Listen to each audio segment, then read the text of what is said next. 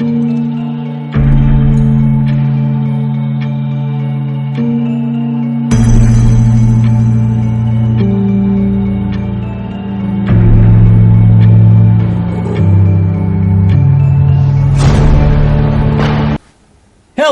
everyone, Phoenix Knight here. Welcome to the channel.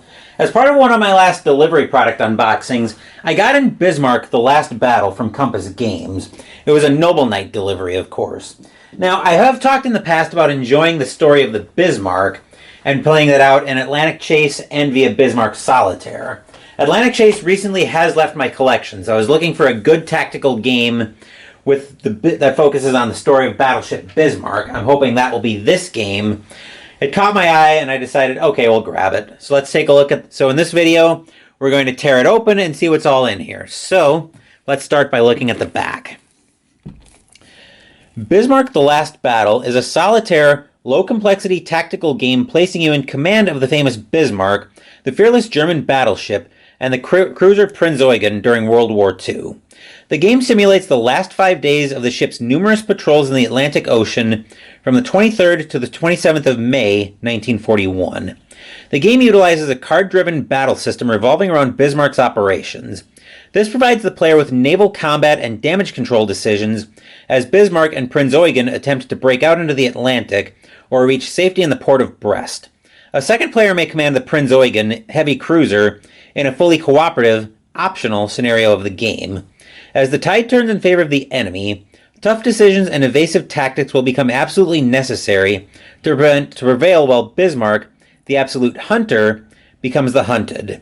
While the game does not affect the course of the war, it does have great historical accuracy. The main target of the player is to sink enemy warships, shoot down enemy bombers, and try to survive after the last turn to win the game. Players may play a full campaign or completely free sandbox mode. Good hunting, Captain. Complexity low. Time scale 1 turn is a day. Map scale 100 miles per hex. Unit scale battleships, battle cruisers, carriers, destroyers, and airplanes. Number of players 1. Suitability for solitaire high. Average time to play 1 to 2 hours. So let's start by getting the shrink wrap off so we can see what all is in here. Nice and easy. And closing carefully. There we go. The shrink wrap is off and can hit the bin. So let's crack this open and see what we've got in here. We're greeted by all kinds of dice. Hopefully a small punch board. No, I have a feeling this is a Rada punch board, but we'll find out what it's for soon enough. There's that. All the cards that are, of course, going to need to get sleeved. Baggies, which will probably end up getting pilfered. The board, which will fold out in a minute. Let's see, we've got a note on here. The small strip of counters with Seek listed at 14 is correct. The other sheet with Seek at 16 can be discarded.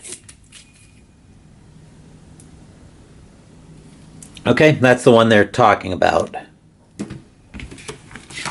We've got the rule book, which is actually nice and small. We'll give that a thumb through.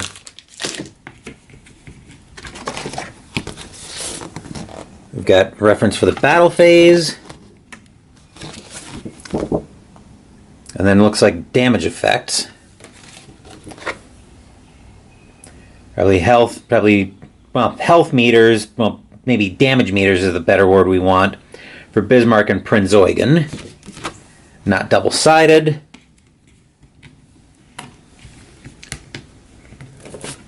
We've got all the punch board, which as per usual, I'm not going to punch out until I'm ready for it. There's the Seek at 16 that they're saying can be discarded. Anyway, we'll get all of that back in. Except for the board and the rule book. I'm going to put these... I'm going to pull the box off to the side for a second so we can fold out the board.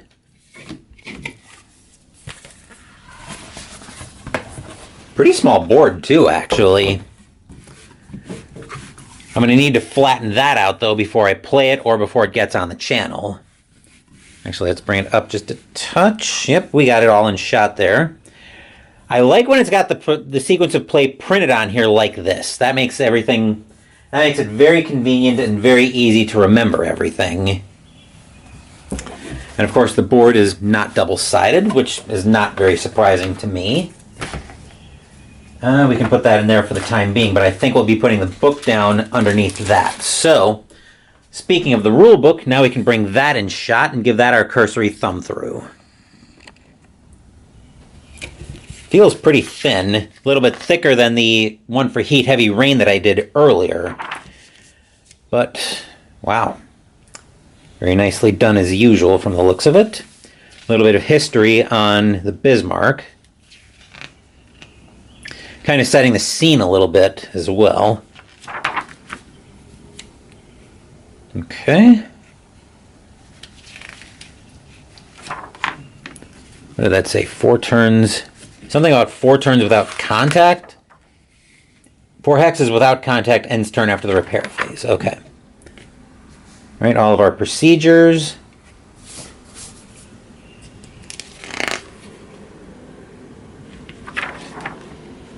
Example of play along with the timeline.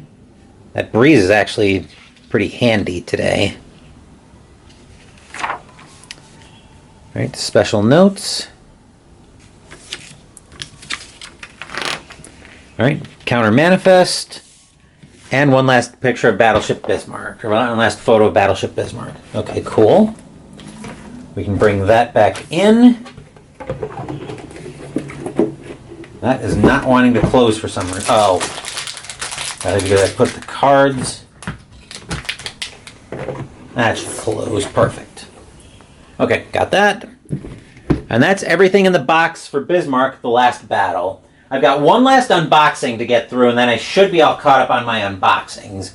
Still a busy weekend coming up on the channel. Actually, a busy week coming up on the channel.